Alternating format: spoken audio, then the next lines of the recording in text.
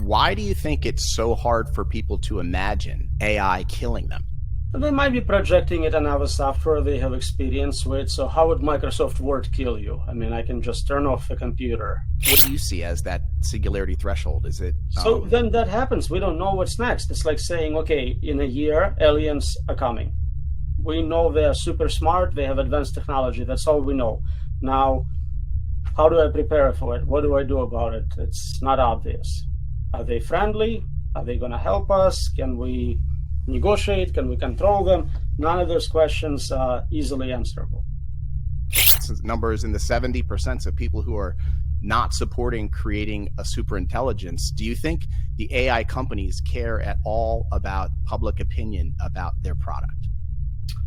Well, they probably don't, but also polling is very easy to manipulate. If you ask the right question, you can get any type of answer you want. On top of it, the people you're polling have no idea what you're asking them. They have zero understanding. Most people think that AI researchers, AI developers know what they're doing. They're engineers engineering a product. So they don't have comprehension to provide a meaningful answer. It's like asking consent from a 5-year-old. Like, it just doesn't mean anything. Sure. Because nobody fully understands it. So how can you consent? The experts don't fully understand. The people making the systems don't understand how they work, what they're capable of. So nobody can fully consent to having this experiment performed on them. Out of 8 billion humans, no one can say, I give my informed consent to have this technology released in my environment, and I'm willing to take the consequences, because nobody knows what they're agreeing to.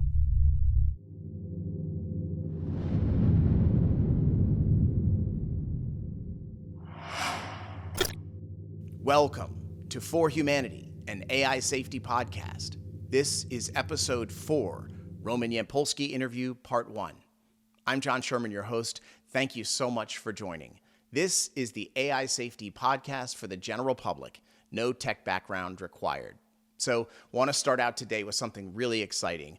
Just a few days ago, I posted the trailer to the first show on Twitter or X, whatever you want to call it, and I got a really exciting response from Dr. Roman Yampolsky, who is one of my favorite AI safety researchers featured in the first show. He reached out and said, love what you're doing. I asked, would you be on our podcast? He said, absolutely. When can we do it? So we set it up for just a day or so later. Really great interview. I think there's a whole lot of things in there that you're going to get a lot out of. So we're going to split it into 2 parts for this week and next week, Roman's interview. This week, we're going to cover why more people aren't upset and involved in these issues. We'll talk about how AI workers go to work every day knowing the danger of what they do, and yet they continue to go back the next day. We're going to talk about how he talks to his kids about these very heavy issues, something that certainly weighs on me and is dear to my heart. And we're going to talk about the possibility that he could just be wrong about all this, a hope that he and I share. So here is Dr. Roman Yampolsky, director of the Cybersecurity Laboratory at the University of Louisville. Hello. Hi there. How are you? Such a pleasure to meet you, sir. I really appreciate you doing this. I can't tell you. I just started doing this thing a couple days ago, and you know, it's going to rely on people taking a leap of faith, and I'm just so thankful. We'll do anything we can to do it right. Yeah, absolutely. So I have a ton of questions for you, and I figured we could just jump right in. Excellent. Awesome. All right. So, you know, just off the top, when you're going around your life, when you're out on the city streets and you see people running around everywhere and everybody is so busy, but it doesn't seem to me like anyone is rushing around to deal with this. What do you think to yourself when you're just out in life watching everyone run around? Well, it's not so unusual. I mean, we know that everyone's going to die, and we do absolutely nothing about that, right? We kind of just assume that's what happens and ignore that even older people, I don't know how someone who's 90 years old just kind of does unimportant activities. So it's very similar just to the scale of humanity.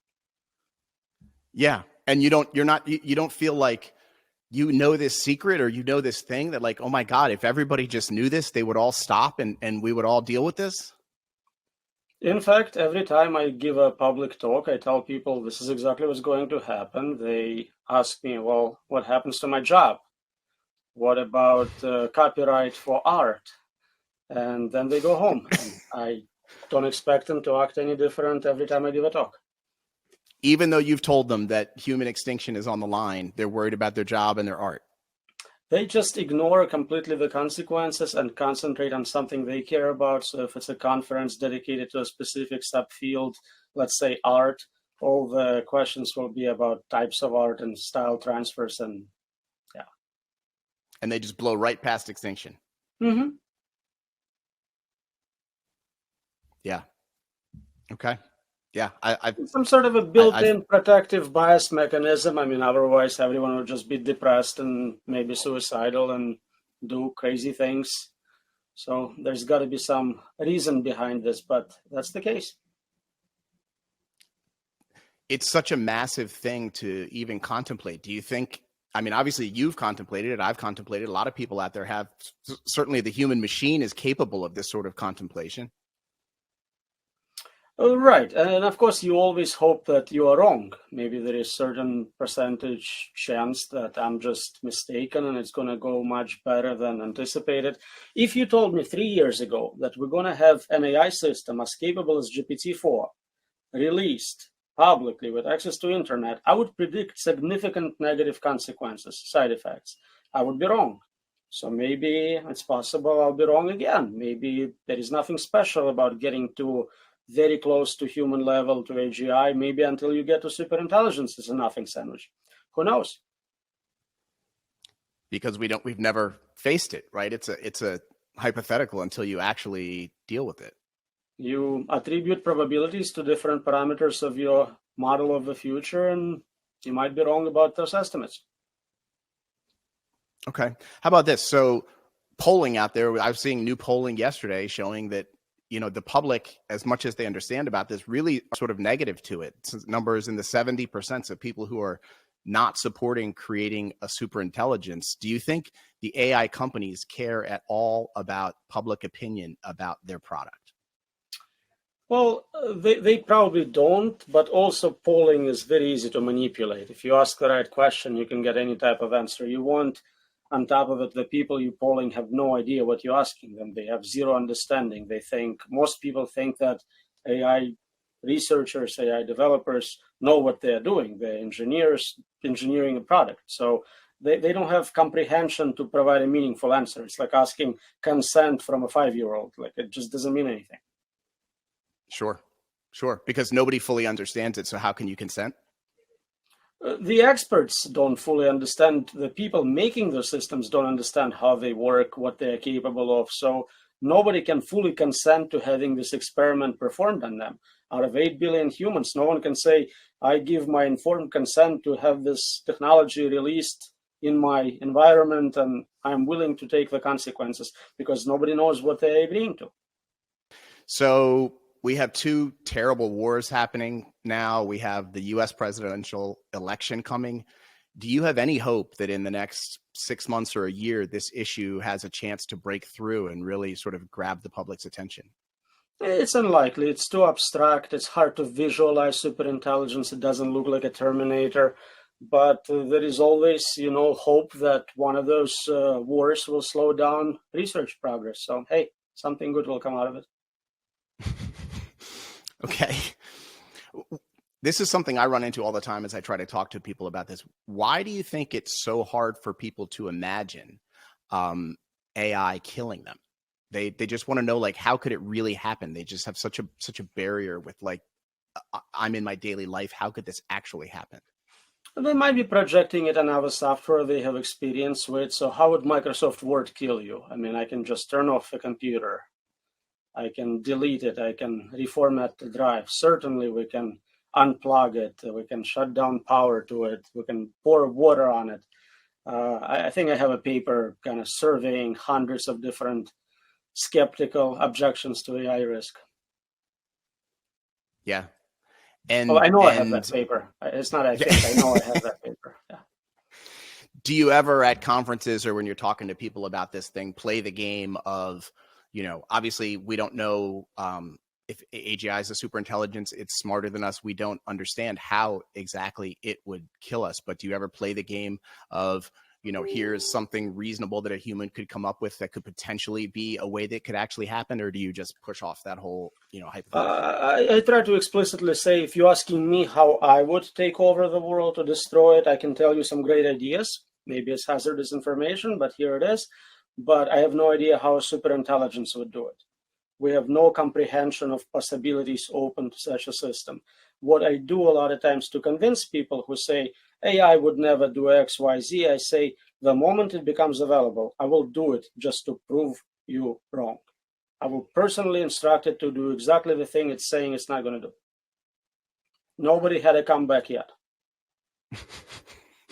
Yeah. I've used this one where it's sort of like, anything that we could kill, like an ant. An ant has no idea, there are literally endless ways we could kill an ant, and it has no comprehension of any of them, right? We could squish it, we could burn it, we could laser it, we could do any number of things. If we knew unknown laws of physics, we could do even more things. Do you feel like that? We don't explicitly research best ways to do it more efficient. If we did, we probably would come up with very clever approaches for doing that. And AGI would probably do that research? Not necessarily. Again, we're not saying this is definitely the outcome. We're saying we don't know what it's going to do. We cannot predict it. We cannot understand what it's capable of already. We cannot monitor additional training runs. There are very strong limits on most capabilities we need to make sure the systems are safe. Sure. I think some of the world woke up this spring in March and April. When did the alarm bells really start to ring for you about this? So this is why I'm kind of not 100% certain that I'm right, because many times in the past, when we had a breakthrough in AI, I was sure it will have a lot more impact. Then Deep Blue had its success. Then IBM Watson was outperforming humans in jeopardy. All those kind of triggered, well, this certainly can be scaled to a fully general system, and they ended up being complete nothing sandwiches, essentially. So I'm more skeptical about this particular system is the one, but the trend is obvious. You cannot deny this exponential improvement in capabilities, GPT-2, 3, 4. Obviously, 5 is unlikely to be exactly the same as 4. Sure. We talked about it a little bit, but why do you think people are so unaware of this? So there is 8 billion people. Some are not aware of computers existing. Internet is not a thing in their life. Some may not have electricity to begin with. So we can already say, okay, half of those billions are not even in the same sphere of concerns. Then within kind of next level of capabilities, we have people who maybe have cell phones, maybe they watch YouTube videos, but they don't have experience with AI, they don't use those tools. I give talks to executives who run major banks and they don't know what Bitcoin is. So it's not so unusual for even experts within the field not to be aware of what's coming, what's happening. I always, anytime I meet someone in a occupation other than mine, I ask them, what are the chances your job will be automated? Uber drivers, CPAs, lawyers, no one has ever said, oh yeah, my job is gone. They all are convinced that their job cannot possibly be ever automated because what they do is just so complex and remarkable. And I think some of them may be wrong. Right? I mean, it's, so this podcast that I'm doing is entirely about existential risk. I'm trying not to touch jobs and any of that stuff because it's sort of like, the room is on fire. Let's not talk about the furniture until we put the fire out. Right. But if you are wrong about something so trivial as like the obvious next step where technology today exists to automate this job and you're denying this possibility, maybe you are wrong about other things as well in the same direction. Right. Absolutely. The lawyer who doesn't think AI can take his job probably won't believe existential risk very easily. Exactly. So one of the things that, I for months have listened to many of the 3-hour long podcasts, the Dwarkesh Patel and Lex Friedman and Future of Life Institute and all these really long podcasts. And it's so much to take in. What I'm trying to do is do a podcast that is accessible to regular people with no tech background to try to, increase awareness among people outside of that 3-hour podcast loop. So could you, if you can, try to explain the transition from AI to AGI as if you're talking to a class of second graders? Sure. So we're switching from having tools. We always had tools. Some of them were for making us stronger, physical improvement.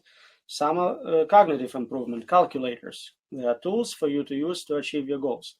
We're getting to the point where the tools are becoming agents.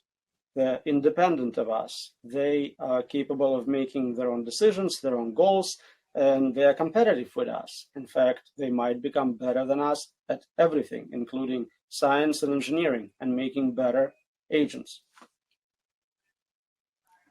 Yeah. And when that happens, that is the singularity. When is what do you see as that singularity threshold? Is it so then that happens, we don't know what's next. It's like saying, okay, in a year aliens are coming. We know they're super smart, they have advanced technology. That's all we know. Now, how do I prepare for it? What do I do about it? It's not obvious. Are they friendly? Are they going to help us? Can we negotiate? Can we control them? None of those questions are easily answerable. It seems like the only thing we're in control of is inviting them or not. Well, even here, I mean, you're saying you're going to target this podcast to regular people. Let's say a regular person watches this and goes, I believe you. Now what? How are they going to change their lives based on this information? We're not providing any specific set of instructions. It's not like there is a third party they can vote for with a platform of stopping this. There is absolutely no incentives for them to do anything meaningful and no way to succeed at doing it, even if they try. And is that the way you see it? Is there, young people, anyone who recognizes this as a problem, there's nothing anybody can do? Well, the cost of creating those systems keeps becoming less and less.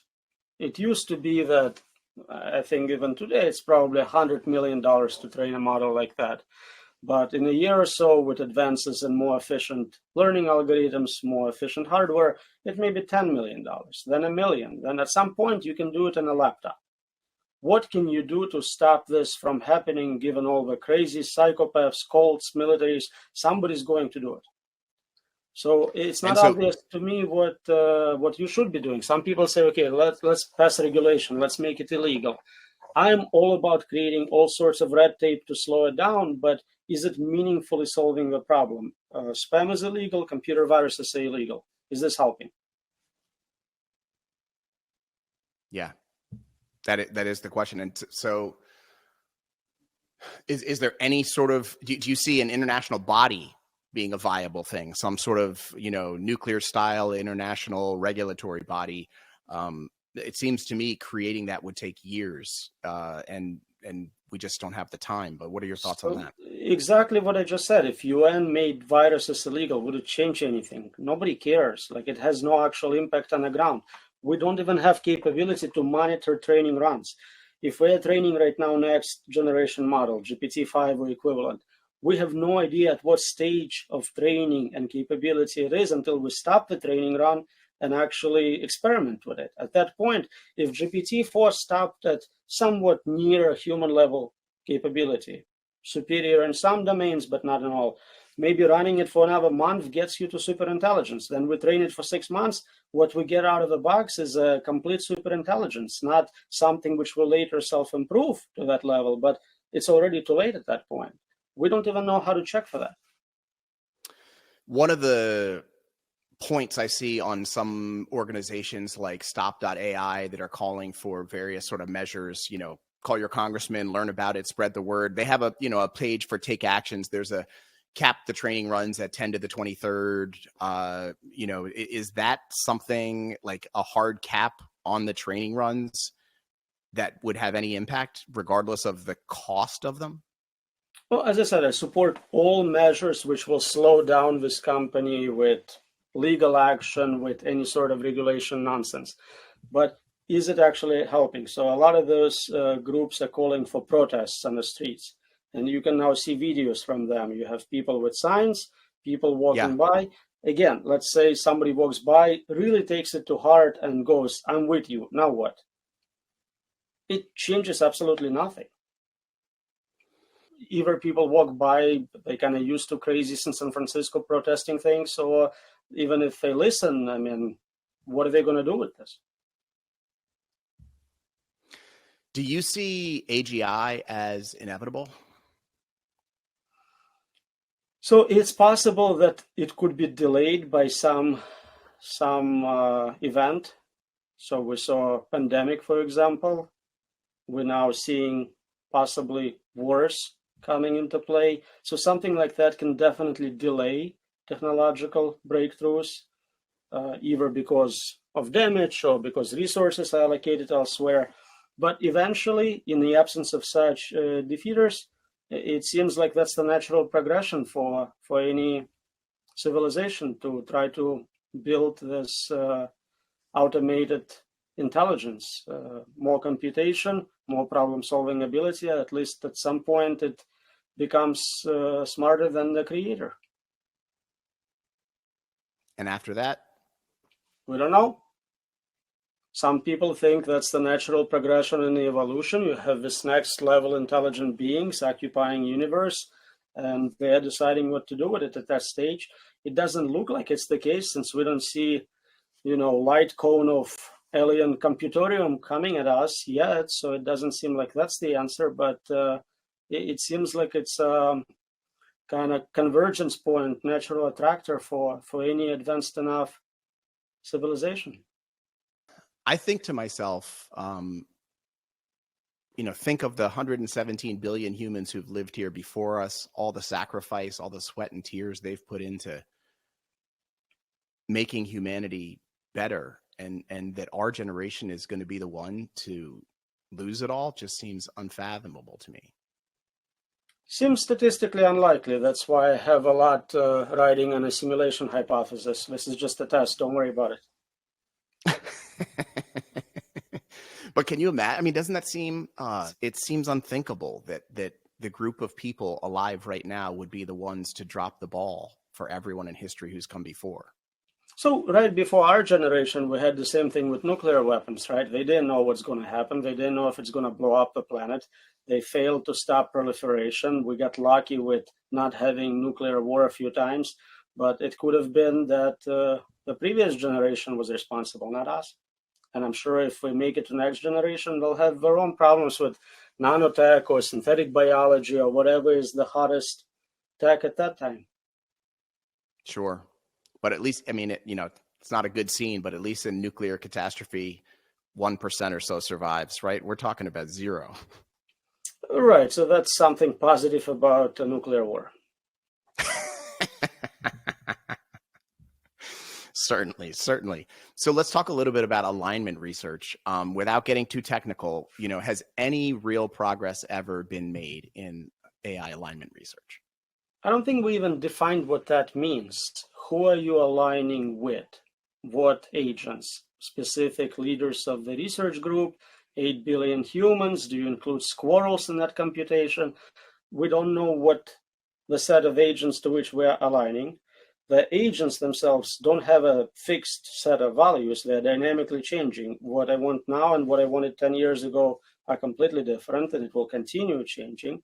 There is obviously disagreement between agents. Some things you cannot compromise on, as we see with all these wars over religious sites or something you cannot just make a second copy of. So it's not obvious that the problem is even well defined. And so obviously you can't provide a solution for it because you are talking about things which nobody even understands. How about just what I sort of think of must be the most basic universal human value, which is preserve human life? Just that one simple thing right there. There's no way to make a machine that natively wants to preserve human life. But we argue about what is human life. Are you talking about bans on abortion, preservation of semen? Like, at what level do you stop with this? We don't agree on that. Half of the population disagrees with the other, right? That I didn't even think of that. That's I mean, if we could agree to like living humans, people who are walking on 2 feet, we want to preserve their lives.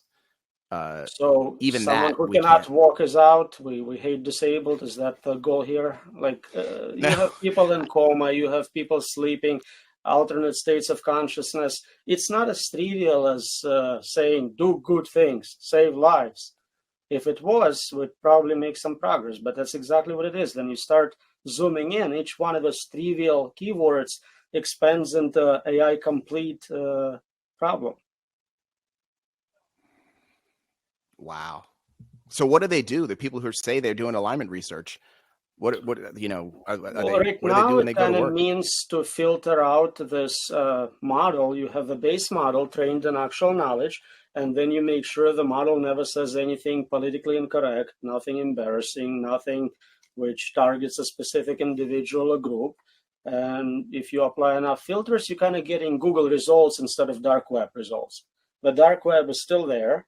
If you get access to it, you still see all the horrible things, but the filtered results, you're putting lipstick on the shoggoth. You're putting lipstick on a pig, essentially. That's what you're doing. And so that's all current alignment research is basically trying not to piss people off with what it says. Basically, yeah. But you also have people releasing models, releasing weights where even that filtering can be removed. So you just have a naked model where anyone can train it on anything and utilize it for any type of purpose. So one of the things you do that is super interesting is research into the people doing AI research. And I've been trying to understand how anybody could be doing this work and sort of get up and go to work the next day, knowing the potential consequences of what they're doing. What have you discovered from your research into AI researchers themselves that is interesting, that would teach me anything about their mindset? Because I find it incomprehensible. They're very normal, average human beings with exactly the same values. They want to have a good job, they want to be respected, promoted. The incentives are aligned in such a way that it's next to impossible for them to stop doing what they're doing. They have to continue their research, to continue their lives and improving quality of their life. So it's all about incentive structures. And the junior guy going to work at OpenAI, the one who's in the 50% who believe there's a greater than 10% chance that their work causes human extinction, he just says, well, there's a 90% chance it doesn't, so what's for lunch? Well, I think a lot of times people would go, if I'm not going to do it, they'll hire some other junior engineer. He'll do it. I might as well get my stock options in this $80 billion company. It's not the worst thing, all things being equal. If this crazy guy, Yampolsky, says we can't control it, we can't stop it, I might as well get paid before it's over. So there's no chance some breakthrough headline hits about the risks of AI and everybody at OpenAI just gets up and walks out. I think it's kind of the opposite. If we get an accident report or even a purposeful accident, it kind of works like vaccination. People go, see, it happened and we're all here. Nobody died. Well, somebody died, but not everyone died. So it's not a big deal. We can mitigate, control it. It's still a very small amount of damage given the positive upside of curing cancer and life extension. Wow. So I saw an interview with a guy named Jaron Lanier, who works at Microsoft, talking about how he's asked in a podcast how people working in capabilities advancement can keep going to work knowing the danger of their work. And he talks about how a lot of the people in tech have childhood science fiction fantasies, and they grew up on these science fiction TV shows and movies, and they see it as inevitable. And it's just really hard for people to give up their childhood science fiction fantasies. Is that a real thing in this? To the best of my knowledge, most science fiction is about horrors of AI and Terminators and how poorly it's going to end up. So that doesn't seem to make sense whatsoever. Oh, he says that. He literally says in the interview, most of these movies end up horribly, and yet we just can't stop trying to make it happen. So there is kind of this built-in creativity in humans. We want to become like the creators, right? We want to ourselves create intelligent life and shape them to hopefully be better. That's what we do with our children, but we have limited ability to control and program our children. So this is kind of next level customization. I have two kids, two 18-year-olds heading off to college next year. Do you have kids at all? I do. Congrats on being almost done. I'm not that Thank close you. to being done. So 3 kids. Thank you. It's a high hill. So how do you talk to them about this? I have really struggled with how to talk to my kids about it. I sort of don't even talk about it in the house because it's so dark. I don't want it in their heads. They're 18, they're going off to college. Like, they shouldn't have to be burdened by this. And yet, it's a real thing that's going to impact all of our lives. How do you deal with your kids about it? They grew up with it, right? My books are dedicated to them. They saw me work on it. They saw the talks. They tried reading the books. They found them boring, so they didn't finish them. But they have lots of good ideas for what to do. I mean, not working ideas since it's impossible, but they try. They do what they can. And they really wonder why someone young, healthy, rich would want to destroy their own existence. It seems like a violation of self-interest. Seems like a violation of self-interest from the mouth of a child, right? Common sense. So I wanted to end here on a bit of a personal note. My father worked on nuclear arms control and nuclear arms control negotiations for the bulk of his 45-year career. I grew up in a house where nuclear war and nuclear arms control were the daily dinner conversation. I didn't view it as something scary, even though it was. I viewed it the way my father approached it, as a practical problem that was solvable with creativity and commitment and intellectual vigor. That's how I see this problem, these problems. We cannot shy away from having these conversations with each other, even with our children, because they are dark and they are difficult. It is specifically for those reasons that we lean into it and that we must have these conversations.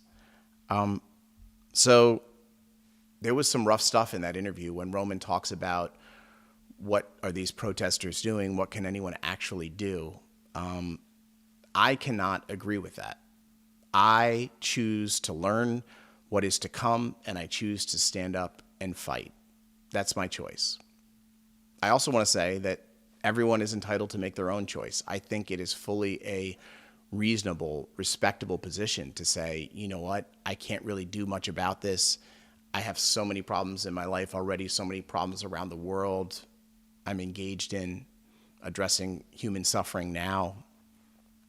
I want to focus on that. I can't really deal with this. I want to stick my head in the sand on this and just la, nothing's happening.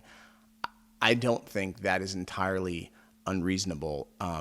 Part of being human is accepting others who make different choices than you. And I just want to say that, I do believe that that is a choice that people can make. So coming up in part 2 of my interview with Roman Yampolsky, Roman talks about what is at the core of AI safety risk skepticism. Also, what should people make of the fact that many of the different leaders in the AI safety movement themselves have opinions that are different from each other? We're going to talk about why journalism as a whole is failing miserably on AI safety coverage, and we'll talk about a drastic step Roman suggests the federal government could do to actually make a big difference. So please remember, subscribe, like, share, comment, follow. Let's make this interactive. I would love to hear from you. And this week, do that one thing you can do to help with this. Go convince one other person to look into these issues, that they're real and that they need their attention. Go convince one person. Spread the word with urgency. Time is not on our side.